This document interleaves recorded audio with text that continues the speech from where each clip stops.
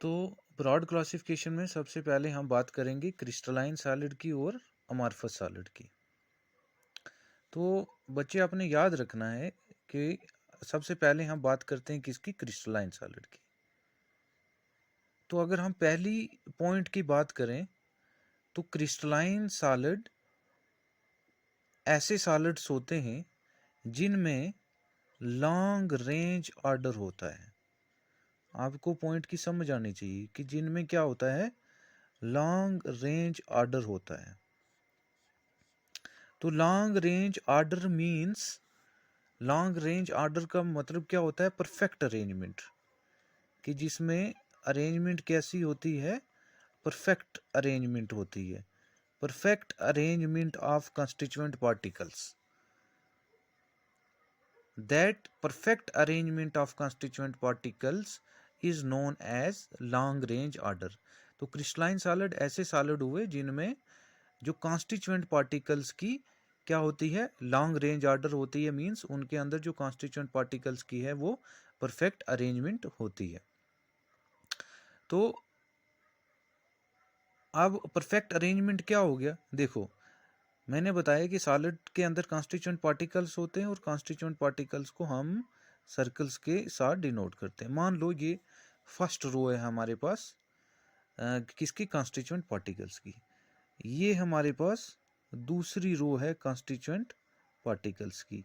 ये हमारे पास किस, तीसरी रो है कॉन्स्टिट्यूएंट पार्टिकल्स की। ठीक है, सिमिलरली ऐसे ही ये हमारे पास चौथी रो है कॉन्स्टिट्यूएंट पार्टिकल्स की, एंड सो ऑन। तो आप देखेंगे क्या है कि इसमें 4 कॉन्स्टिट्यूएंट पार्टिकल्स फर्स्ट रो में हैं, 4 इसके ऊपर हैं, 4 इसके ऊपर हैं और 4 इसके ऊपर हैं। इस साइड से भी आप देख रहेंगे कि एक प्रॉपर जो है एक अरेंजमेंट है, एक प्रॉपर स्क्वायर टाइप की एक अरेंजमेंट बन रही है।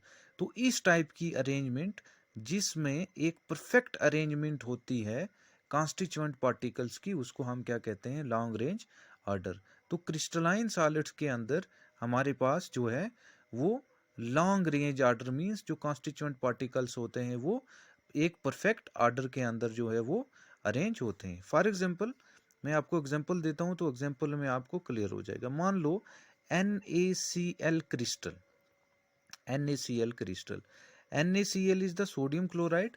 जो सोडियम क्लोराइड आप अपने घर में अपने किचन में यूज करते हो। तो आपने NaCl का क्रिस्टल देखा होगा। NaCl का क्रिस्टल किस टाइप का होता है, वो इस टाइप का क्रिस्टल होता है। ठीक है, तो इसमें क्या है, इस क्रिस्टल ये क्यूब टाइप का होता है या स्क्वायर टाइप का होता है। इट मींस कि जितने कॉन्स्टिट्यूएंट पार्टिकल्स उसके नीचे वाली रो में है उतने ही उसके ऊपर होंगे और उतने ही उसके ऊपर होंगे। तो ऐसा सॉलिड जिसमें कॉन्स्टिट्यूएंट पार्टिकल्स की अरेंजमेंट एक उसकी परफेक्ट ऑर्डर होता है, एक सिमेट्री होती है, उसको हम लॉन्ग रेंज ऑर्डर कहते हैं। ऐसे सॉलिड को हम क्या कहते हैं, क्रिस्टलाइन सॉलिड कहते हैं। दूसरी एग्जांपल आपने NaCl क्रिस्टल के साथ साथ दूसरा क्रिस्टल आपने याद रखना है, शुगर क्रिस्टल। आपने शुगर का क्रिस्टल देखा है तो वो भी क्या होता है, उसकी भी एक क्या होती है, एक प्रॉपर अरेंजमेंट होती है। तो ऐसी सॉलिड्स जिनकी एक प्रॉपर अरेंजमेंट हो, एक प्रॉपर शेप हो, उस टाइप की सॉलिड्स को हम क्या कहते हैं, क्रिस्टलाइन सॉलिड्स कहते हैं। तो ये बात हुई किसकी, क्रिस्टलाइन सॉलिड की। सिमिलरली अगर हम बात करें किसकी, अमॉर्फस सॉलिड की, तो जैसे क्रिस्टलाइन सॉलिड में लॉन्ग रेंज ऑर्डर होता है, तो अमॉर्फस सॉलिड में क्या होता है, हमारे पास शॉर्ट रेंज ऑर्डर होता है। जैसे लॉन्ग रेंज ऑर्डर का मतलब हो गया कि परफेक्ट अरेंजमेंट होती है किसकी, कॉन्स्टिट्यूएंट पार्टिकल्स की। लेकिन अमॉर्फस सॉलिड के अंदर जो है वो इम्परफेक्ट अरेंजमेंट होती है किसकी, कॉन्स्टिट्यूएंट पार्टिकल्स की, imperfect arrangement of constituent particles. ऐसे सॉलिड जिसमें कॉन्स्टिट्यूएंट पार्टिकल्स की इम्परफेक्ट अरेंजमेंट होती है, ऐसे सॉलिड्स को हम क्या कहते हैं, अमॉर्फस सॉलिड कहते हैं। मान लो ये हमारे पास कॉन्स्टिट्यूएंट पार्टिकल्स हैं, ये हमारे पास दूसरा रो है कॉन्स्टिट्यूएंट पार्टिकल्स की, ये हमारे पास तीसरी रो है कॉन्स्टिट्यूएंट पार्टिकल्स की, ये हमारे पास चौथी रो है कॉन्स्टिट्यूएंट पार्टिकल्स की, तो हैं ये भी सॉलिड हैं। लेकिन क्रिस्टलाइन सॉलिड के अंदर जैसे कि मैंने अभी आपको बताया कि वहाँ क्या था, जितनी रो नीचे थी उतनी रो ऊपर थी, उतनी रो उसके ऊपर थी, तो एक परफेक्ट एक आर्डर था। तो ऐसा आर्डर जो है वो आप यहाँ पे अमॉर्फस सॉलिड में जो है वो नहीं देख रहे हैं। तो ऐसे सॉलिड जिनमें एक प्रॉपर एक इम्परफेक्ट अरेंजमेंट है कॉन्स्टिट्यूएंट पार्टिकल्स की, उसको हम क्या कहते हैं, शॉर्ट रेंज आर्डर। और ऐसे सॉलिड को हम क्या कहते हैं, अमॉर्फस सॉलिड कहते हैं। तो ये फर्स्ट पॉइंट था कि क्रिस्टलाइन सॉलिड के अंदर क्या होता है, हमारे पास लॉन्ग रेंज आर्डर होता है, मतलब जो है वो परफेक्ट अरेंजमेंट होती है। लेकिन अमॉर्फस सॉलिड के अंदर जो होता है वो इम्परफेक्ट अरेंजमेंट होती है, शॉर्ट रेंज आर्डर कहते हैं हम इसको। दूसरा पॉइंट जो हम डिस्कस करेंगे वो ये है कि क्रिस्टलाइन सॉलिड्स को हम ट्रू सॉलिड्स भी कहते हैं। Crystalline solids are also known as true solids because उनके अंदर क्या होती है, एक परफेक्ट अरेंजमेंट होती है। और आपको याद रखना है कि कोई भी चीज क्रिस्टलाइन तभी बन सकती है जब वो प्योर हो। कोई भी सब्सटेंस, कोई भी सॉल्यूशंस, कोई भी चीज तभी प्योर बन सकता, क्रिस्टलाइन फॉर्म में आ सकती है जब वो क्या हो, प्योर हो। तो प्योर होने की वजह से क्रिस्टलाइन सॉलिड को हम क्या कहते हैं, ट्रू सॉलिड्स कहते हैं। लेकिन वहीं अगर हम अमॉर्फस सॉलिड की बात करें तो अमॉर्फस सॉलिड को हम सीडो सॉलिड्स कहते हैं। अमॉर्फस सॉलिड्स को हम क्या कहते हैं, सीडो सॉलिड्स कहते हैं। और वर्ड सीडो का मतलब होता है फॉल्स, ठीक है। तो जैसे क्रिस्टलाइन सॉलिड्स को हम ट्रू सॉलिड्स कहते हैं, तो ऐसे ही अमॉर्फस सॉलिड्स को हम क्या कहते हैं, सीडो सॉलिड्स, मतलब फॉल्स सॉलिड्स। वो इसलिए क्योंकि क्रिस्टलाइन सॉलिड हमारे पास प्योर है और अमॉर्फस सॉलिड हमारे पास जो है वो प्योर नहीं होते हैं। तो अगर हम थर्ड पॉइंट की बात करें तो थर्ड पॉइंट की बात करते हैं हम किसकी, मेल्टिंग पॉइंट की। क्रिस्टलाइन सॉलिड का जो मेल्टिंग पॉइंट होता है वो हाई होता है, व्यूअरएज अमॉर्फस सॉलिड का जो मेल्टिंग पॉइंट होता है वो लो होता है, वो लेस होता है। तो ऐसा क्यों होता है? ऐसा इसलिए होता है कि मैंने आपको बताया इंट्रोडक्टिव लेक्चर में कि melting point or boiling point of a substance depends upon the how much strong is the intermolecular force of attraction। कितनी ज़्यादा इंटरमॉलिक्यूलर फोर्स ऑफ अट्रैक्शन है। जितनी ज़्यादा कॉन्स्टिट्यूएंट्स पार्टिकल्स के बीच में इंटरमॉलिक्यूलर फोर्स ऑफ अट्रैक्शन ज़्यादा होगी, उतना ही ज़्यादा मेल्टिंग पॉइंट जो है वो ज़्यादा होगा, उतना ही हमें ज़्यादा टेम्परेचर चाहिए उन कॉन्स्टिट्यूएंट पार्टिकल्स के बीच में से बॉन्ड को ब्रेक करने के लिए। और जितनी intermolecular force of attraction constituent particles के बीच में कम होगी, उतनी ही कम हमें टेम्परेचर चाहिए उन कॉन्स्टिट्यूएंट पार्टिकल्स के बीच में से बॉन्ड को ब्रेक करने के लिए। तो क्रिस्टलाइन सॉलिड के अंदर क्या होता है, एक परफेक्ट आर्डर होता है।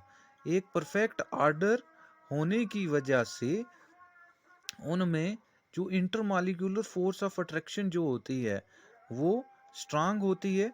Intermolecular force of attraction strong होने की वजह से उनका मेल्टिंग पॉइंट जो होता है वो हाई होता है। लेकिन अगर हम अमॉर्फस सॉलिड की बात करें तो मैंने आपको क्या बताया, इनमें शॉर्ट रेंज होती है। शॉर्ट रेंज मीन्स इसमें जो कॉन्स्टिट्यूएंट पार्टिकल्स की अरेंजमेंट होती है वो इम्परफेक्ट आर्डर होता है। इम्परफेक्ट आर्डर होने की वजह से इसमें जो इंटरमॉलिक्यूलर फोर्स ऑफ अट्रैक्शन जो होती है वो वीक होती है as compare to crystalline solid. और जिसकी वजह से इनका मेल्टिंग पॉइंट जो होता है as compare to crystalline solid, इनका जो मेल्टिंग पॉइंट होता है वो क्या होता है, लेस होता है। फोर्थ जो पॉइंट है बच्चे वो ये है कि क्रिस्टलाइन सॉलिड को हम अगर चाहें तो एक नाइफ के साथ कट नहीं कर सकते, उसको हम नाइफ के साथ कट नहीं कर सकते। लेकिन अगर हम अमॉर्फस सॉलिड की बात करें तो amorphous solid can be cut with the help of a knife, with the help of a knife. कि crystalline solid can not be cutted with the help of a knife but amorphous solid can be cutted with the help of a knife। तो अगर हम इसकी example की बात करें तो जैसे मैंने क्रिस्टलाइन सॉलिड में एग्जांपल दी आपको, NaCl के क्रिस्टल्स हो गए, शुगर के क्रिस्टल हो गए, एटसेट्रा हो गया। तो ये सारी एग्जांपल किसकी हैं? क्रिस्टलाइन सॉलिड की। तो अगर हम चाहें तो NaCl के क्रिस्टल को या शुगर के क्रिस्टल को हम नाइफ से कट जो है वो नहीं कर सकते। लेकिन अमॉर्फस सॉलिड की एग्जांपल क्या है? हमारे पास प्लास्टिक हो गया, हमारे पास रबर हो गया।